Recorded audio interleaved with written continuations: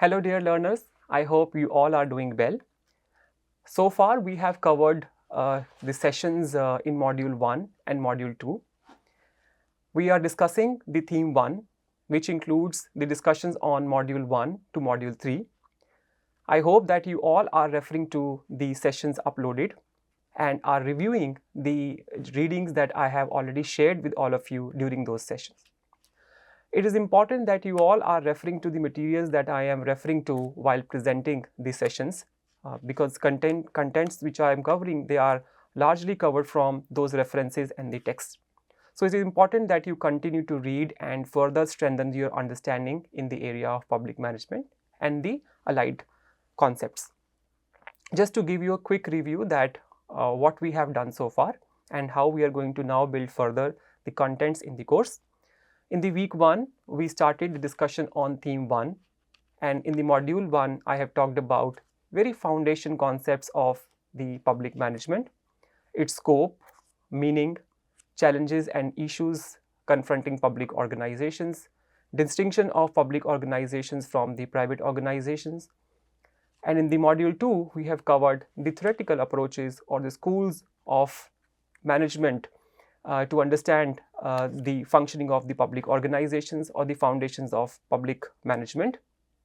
In this particular module, I am going to start discussing about the concept of environment and its impact in public organizations. Another reason that I have asked you to continue to review the readings and the contents that I have shared before is that the contents that we have already covered and the resources that I have shared, I will keep on referring to those materials in my subsequent sessions also. So if you have not gone through those resources or references or the text, I suggest all the learners to once go back and refer to those materials, because if you will not be able to understand what I am referring to from my previous sessions, it will be difficult for you to continue to understand the subsequent modules and of course the other themes. In today's session, I am going to start a discussion on the contents of Module 3, and with this I am going to conclude the theme 1 of this particular course. Now, the focus of this particular theme, this particular module is on environment of public organization. It is very important and interesting area, not only in the case of public organization, but all the different types of organization. So I will start building about the concepts of the environment understanding and its impact on all the organization, and then I start linking it with the impact of an environment on public organizations. So how we will start this particular session, I will introduce the little background of the concept, that why environmental components discussion in relation to the functioning of public organizations is important. Then we will review the components of the environment and their impact on public organization. For instance, the major environmental components that I will be focusing in this particular module are technological, legal environment, political environment, economic environment, demographic, ecological and cultural environment. We will look into the details of all these factors of the environment and how they shape the environment of the public organizations. When I say shape the environment of public organization, I mean how these particular factors are impacting the functioning of the public organization and of course in general the other organizations also. Thereafter, I will discuss about the environmental components of public organizations which are different from the ones we have discussed before, like technological, legal and the others. In this, I will talk about the general competence values and the responsive values, role of institutions and actors in influencing the functioning of the organization, like how the general perception of the public, people outside the organizational boundaries, public organizational boundaries, people who are evaluating the actions of the government and public organization, there are interest groups, there are media, there are courts, how the functioning of these organizations are actually impacting the functioning of the public organization. So we are going to look into the details of these components as well. Finally, I will conclude this particular module by discussion on political authority and influence. How political authority is going to influence the functioning of public organization and how sometimes the organization need to bring in a lot of changes depending upon what political authority demands from these organizations. So we will look into all these aspects and try to see how various components of the environment are going to impact the functioning of public organization in order to increase their efficiency and effectiveness. Now, just to give you a little background about why we are discussing about the concept of environment and its impact on the functioning of public organization. If you can recall that in module 2, we have discussed about various school thought of management in order to understand the basic foundations of the organization and the process of management in these organizations. And we have discussed about various schools starting from classical, administrative school thought of management. We went up to human relation movement.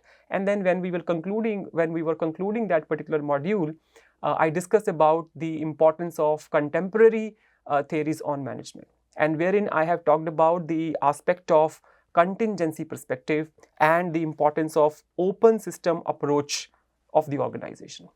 Now, in that particular module, I also talked about that it is an ideal situation that the organizations are in closed system. There are no examples of organizations which function as a closed system in today's context.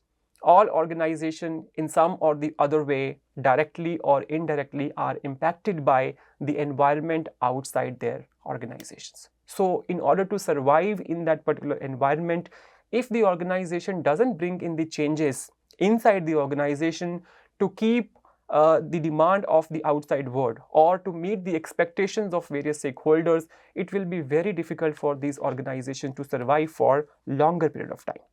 Now, if you look at the contingency perspective, and I talked about the importance of open system approach, according to which organizations need to adapt to the external environmental changes. Now, what kind of environmental changes can there be? There could be the change in the laws.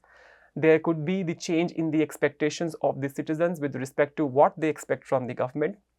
There could be some kind of policy change from the government organization side. There could be some change in the law making. There could be some change in terms of policy design and implementation.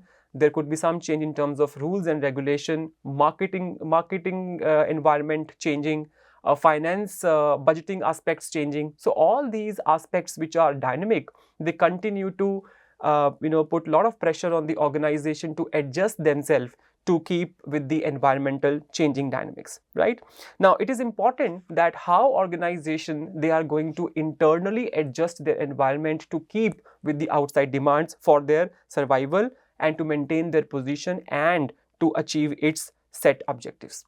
Now, that's what I'm talking about, that the contingency perspective has a bigger influence on the functioning of the organizations because the environment is uncertain and there is a lot of complexity in the organization environment because the changes are happening very quick changes which are happening in the dynamic environment, and the organization need to continue to change themselves. Let's first of all look at the private sector organization and business.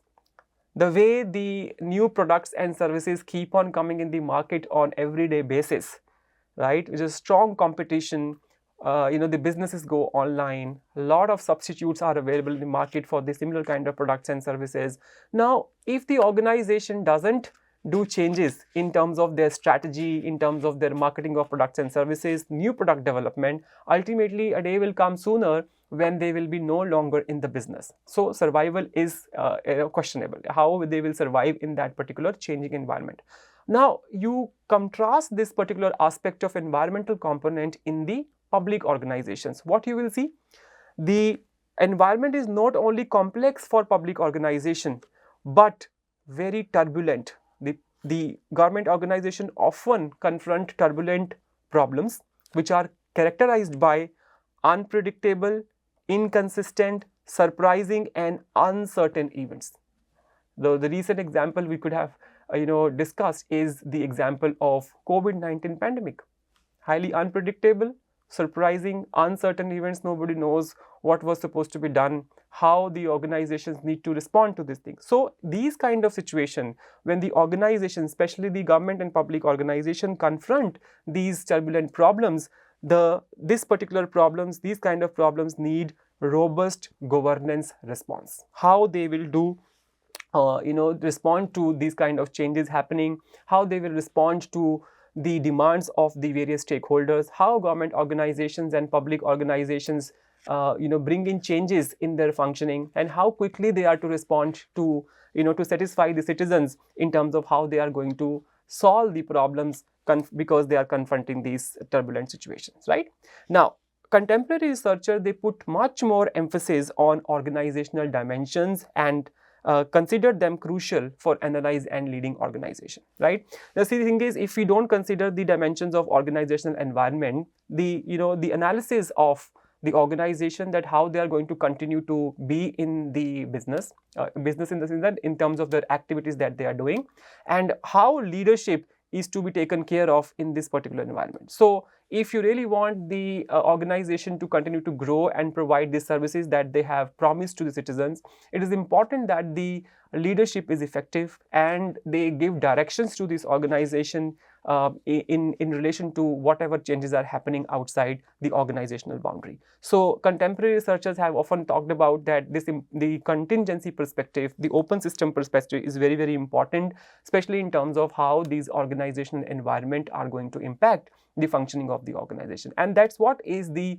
idea of this module, is to look into the details of these components and see how they are shaping the environment of organization, right? The other important and unique character of the public organization is with respect to the embeddedness of this public organization in the larger context of the government. Now, because these public organizations, they are funded by the government, they are to be abide by the rules and regulations of the government, which means that they are subject to more intervention and direction from political authorities. And that's what is also the concluding the concept discussion of this particular module, that how political authority influence the functioning of the public organizations. I hope it makes sense, because these organizations, they are funded by the government. These organizations are to be abide by rules and regulation, and political authority can largely influence the way these organizations are functioning. In terms of intervention from the political authority to bring in some kind of changes, the way they are performing the activities, they can be held accountable for their actions. They can they can also be their actions and activities can also be reviewed by the third party, which will, of course, we will discuss in the further themes and modules. We will continue the contents of this course. Another important thing is a direct feedback to the public services, because there is a close proximity between service providers and the citizens. So citizens, when they receive the services from the government, and who are the people who are responsible providing these services, there is an immediate feedback. Look at the way the Suvidha Kendras centers are working, where the public is getting the services from the government. So there is a very close proximity between the people who are getting the services and who are providing the services. So their conduct of providing these services, how they are implementing various processes, how good they are in responding to the demands of the citizens or stakeholders, if I say. So it has a direct impact on the perception of the government functionings. Let us take an example. If people who are accessing the services of government, public services provided by the government, and trying to review the functioning of the government organization, and if the experience of citizen while receiving these services is not great, what happens is there is a negative perception that goes into the mind of the citizens, that the government is not doing things in an effective way. Perhaps government is doing things in an effective way, but the way they are implemented and how they are perceiving these things, perhaps how the frontline workers are giving the kind of experience to the people, if it is negative, it can lead to the aspects of negative perceptions about the government in the long run, and it will have a lot of problems for the government, because once negative perception is made, people will continue to put a lot of pressure on the government and public organization to continue to revive their systems, come up with the reforms so that they can increase the effectiveness and efficiency of their operations. In this context, when we talk about the the public service implementation and the provision of public services to the public, the role of demographic composition, educational level, and the socio-economic factors are also very important. This perhaps is much more linked with the previous the agenda which I talked about, the proximity between service providers and the citizens, and then the roles of demographic composition, educational level, and socio-economic factors. Now see, the people are becoming more aware because of their education level, because of their socio-economic factors they come from, right? They are young people. So the way they are receiving, the way they are evaluating and assessing the functioning of the organization is another important factor, that how government should better align their activities within the organization, so that the experience by these people, depending upon the demographic composition, education level, and other socio-economic factors, and other important factors also, can impact the functioning of the organizations, right? This I have already talked about, that since public organizations embedded in the large government structures, they are to abide by the various rules and regulations of the government. So they are governed by system-wide rules and regulation imposed by the government. For instances, the processes such as human resource management, how the people in the organizations are recruited, how they are compensated, how their performance are to be evaluated, what kind of training and development can be provided to with these people, how about their career development, incentive systems, and everything. They are to be abide by what the government has documented in the policy document with respect to management of people in the organizations. So because you are governed by the rules and regulations, you cannot have a different kind of systems which is very different from what government demands organization to be following, because they are funded by the government, right? Another aspect is budgeting, how it is to be taken care of. With respect to purchase and procurement, the organizations need to follow government guidelines, rules, and procedures. So all these, the important aspects of the functioning of the government organizations and public organizations, because they are largely embedded into the broader government structures. So they are, of course, are to be abide by the functioning of the organization. So what happens if there are changes in the human resource management system? What happens if there are change in the purchase and procurement roles, right? So ultimately, any kind of changes outside the organizational boundary is going to impact the functioning of the organization inside, because these organizations are embedded into the larger government structures, right? So this is a little background of the importance of understanding the impact of environment on public organizational functioning. Now, what we are going to start now is, we are going to look at, first of all, the general dimensions of the environment, and then we'll move to the specific environmental components which are different from what are mentioned on the slide over here. Now, different environmental conditions confronting organizations. In particular, I am going to talk about the public organization, and their influence, it largely impact the functioning of organizations in various ways. And that's what we are going to learn, that how the functioning of organizations, they vary in different ways because of the changes happening in the various dimensions which I have mentioned over there. Now, if you look at the organization in general, irrespective of whether they are public organizations or they are private organization, it is important for all organizations to continue to scan their environment in which they are embedded, right? For example, if I look at the private organizations, they continue to scan their environment in terms of the competition existing in the market, what kind of new products and policies, services are coming in the market, what kind of policy changes are happening by the government, and how they are going to impact the organizations. So scanning these conditions is followed by the organization to scan their environment. So in the strategic management or general management literature, it is called as strategic planning or general assessment. In simple terms, you might have heard about the concept of SWOT analysis. Talk about organizational strengths, weaknesses,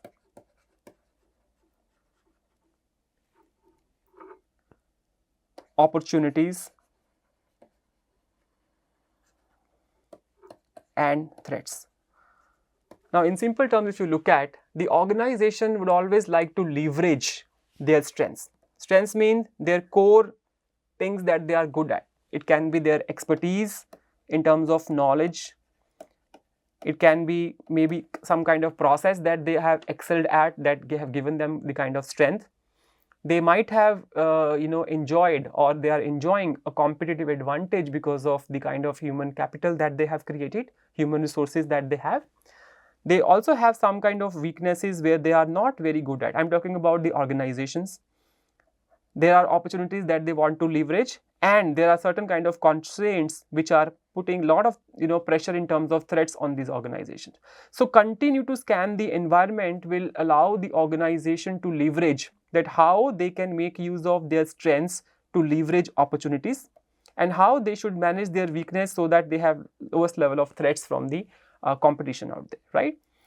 Let's take an example. If the organization is enjoying the competitive advantage through their human capital, let us talk about consultancy firms, right? Consultancy firms, they largely enjoy the competitive advantage because of the kind of skills and competence their people have. How these organizations are going to make use of the skill set and competency of their people in order to get a lot of work from the competition in terms of the business is going to help these organizations to leverage various opportunities, right? On the other hand, if you look at the manufacturing organizations, let's say we say that the kind of automated process and technology give them the competitive advantage, and how this competitive advantage of technology, automation, and the cost-effective processes are going to help them in providing the products at a cost where competitors outside the organizational boundary will not be able to provide. So that particular process, automation or technology, provide the advantage to the organization in terms of the strengths, and they can leverage various kind of opportunities in order to grow in their business, right? So it is important that how strategic planning is being taken care of, and how organization make assessment of their general environment so that they can make changes within the organization.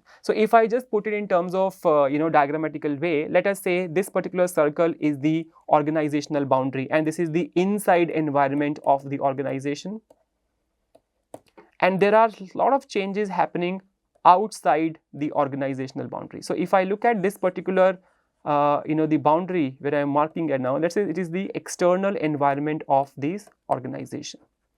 Now, what are the various components of this external environment? These are technological environment, changes happening outside the organization.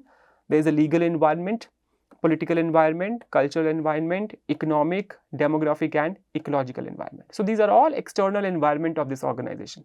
So anything that happens in terms of change in any of the components listed here, it has a direct and indirect impact on the functioning of the organization. So what happens as soon as these changes happen, it shakes the organization in terms of doing something to respond to the outside changes. So what it means is, when you say that the strategic planning and general assessment, the organizational internal environment continue to scan their environment, what kind of changes are happening, and bring in the changes inside the organization to meet the demands of these changes, changing expectations, so that they continue to survive and satisfy their stakeholders, right? I hope the idea of making an internal adjustment because of changes happening in the external environment is clear to everybody, right?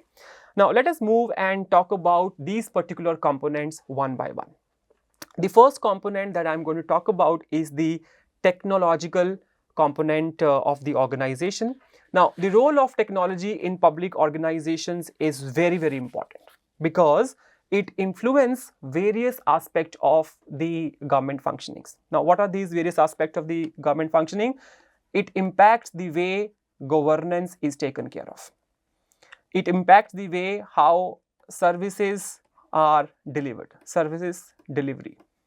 And also it impacts how the organizational performance is impacted and influenced, right? So the technology has a greater role to play.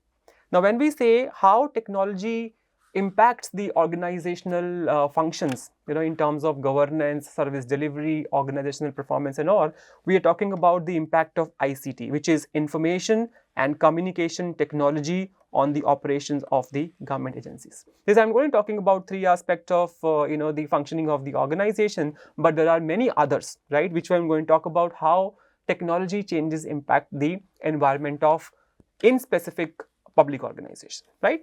Now, agencies must adapt to technological development by keeping them updated in advances in computer technology and communication. So if they don't, and if the technology that the organizations are using, they become obsolete, their processes become old, it will lead to inefficiencies, right? And if inefficiencies are there, public perceptions will be also very negative, that why government is not able to provide the services which are effective and much more efficient.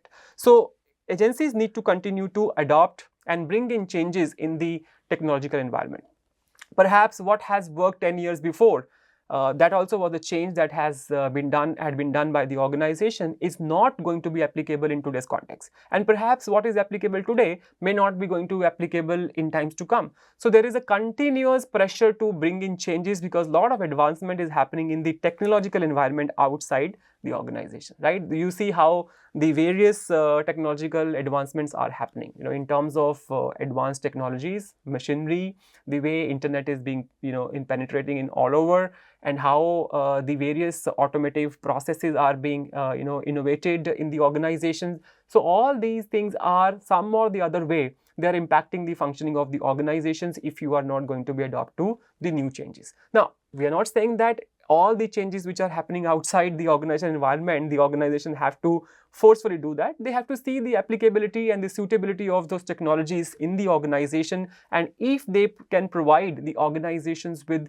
competitive advantage and can help them improve the efficiency and effectiveness of the public service delivery, they must choose to make a decision that they are adopting these new technologies, right? Now, with the help of the advancement in technology, the way interactions are happening with the public outside, the government is also attempting and also they are putting in the place the platforms to increase the interactions with the public, to see what they expect from the government, what are the feelings of the public for the government. So there is increased participation. Let's say we'll talk about the social media platforms or the platforms like My Government. So there the the public has a lot of chances for participating in the co-creation of the policy, because these policies are implemented for citizens. So if they participate in the policy process making, what happen is there's a lesser chance that people will resist at a later phase. So participation is very, very important, because we are to as a government function as per the demands and expectations of the citizens, right? So this technology platform provide also edge for the government organizations and public organizations to have a dialogue with the citizens, put in place the the platforms with which the government organizations can hear the viewpoints of public, and then lead to co-creation of policy and of course the implementation, right? The immediate feedback on policy decisions and implementations, this also allows for bringing in lot of improvements. So it's not about there is assessment by public of the government functioning. The citizens can also help the government in improving the services. Perhaps they have some very good ideas about policy design and implementation. So if that feedback is shared with the government and it is implemented, it also allows for bringing in changes. So we are not saying that the government organization and public organization cannot go wrong. There, of course, sometimes there are mistakes, sometimes there can be better models available. So if it is open to feedback, positive criticism by the beneficiaries of these services, and if the government is very active in terms of listening to the citizens' viewpoint, because they are the ones who are impacted, it can lead to the aspect of improvement. So we are not saying that government is to be negative perception is to be formed about the government and they are punished for their actions. It's not about that. It's about the developmental process of making the policy design more effective and policy implementation more effective. So how technology can help in bringing these changes in order to improve the functioning is important point of worth consideration, right? Now, another important aspect is, we just talked about, the adoption of technology is leading to increased effectiveness and efficiency. When I talk about effectiveness, I am talking about timely access of services to the people. So whatever is policy design made and policy implemented, the people want the immediate implementation of the policy. At least they are receiving the benefits what they are supposed to be getting out of this policy. When I talk about efficiency, I am talking about more cost effective, that on what the cost the services are being provided, right? So very important, because technology can help in taking care of both. timely and the cost-effective implementations of the policy program so that the beneficiaries are benefited, because they are the one who are expecting from the government organization in terms of the benefits which are attached to the public policy and programs, right? Also, transparency is another important factor which is related to technology. Let us look at the way government is sharing the data on the various platforms, right? I'll talk about in a moment. I'll go to a particular website where you'll see a lot of data shared by the public organizations, by the government, to look into the various aspects of policy implementations, how many beneficiaries are getting the benefit, what is the status of education enrollment, health related data, business related data. A lot of things are are now available for the public access. So it gives more transparency to the citizens and hence the higher level of trust in the government, right? The technology environment also help in the effective public delivery because of this information and communication technology. Governance is being taken care of online, for example, government to government, the sharing of the information, government to citizen and government to business. Right. So these are some of the points with which we need to look into the various aspects of technology. These are the very basic things I have talked about, how technology, what are the various technological environmental factors which are impacting the functioning of the organization. So I will stop here in this particular session. In the next session, I am going to continue to talk about how technology shapes the environment of public organizations.